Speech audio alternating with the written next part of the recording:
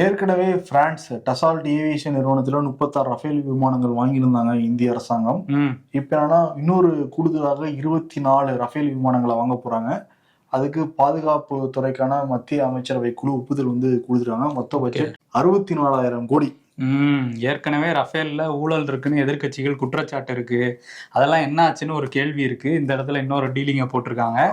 ஆனா India France நிறைய சேர்ந்து கூட்டு முயற்சியா புதுசு புதுசா நிறைய தயாரிச்சுட்டு இருக்காங்க. இந்த நீர்மூழ்கி கப்பல், ஹெலிகாப்டர், ரஃபேல். ஆமா எல்லாரோடையும் டைப் போட்டுட்டு இருக்காரு. ஆனா ட்ரம்ப் கூட தான் கொஞ்சம் இதா போயிட்டு இருக்கு. அதுதான் ராகுல் காந்தி என்ன சொல்றாரு அப்படின்னா, இந்த முறை போனாங்க அங்க எங்க யூஎஸ் போனாரு மோடி. அப்போ கட்டி பிடிச்ச மாதிரி ஏதாவது படங்களை பாத்தீங்களா? போன முறை கட்டி பிடிச்சாரு, இந்த முறை கட்டி பிடிக்கல, டாரிஃப் போட்டு அனுப்பிச்சிட்டாரு.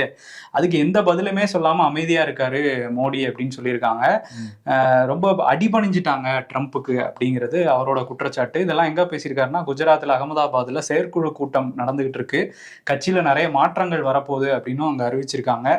கார்கேவுமே அதான் சொல்றாரு, கட்சியில வேலை செய்ய முடியாதவங்க வெளியே போயிருங்க, விலகி போயிடுங்க அப்படின்னு இருக்காங்க. ஏற்கனவே நிறைய எம்பிக்களை தூக்கிட்டு இருந்தாங்க இவரே இப்ப விலகி போங்கன்னு சொல்லியிருக்காரு. கோவமாலாம் பேசியிருக்காரு கார்கேவுமே. நிறைய மாற்றங்கள் ஏற்படலாம் அப்படின்லாம் சொல்றாங்க. பொறுத்து பார்க்கலாம்.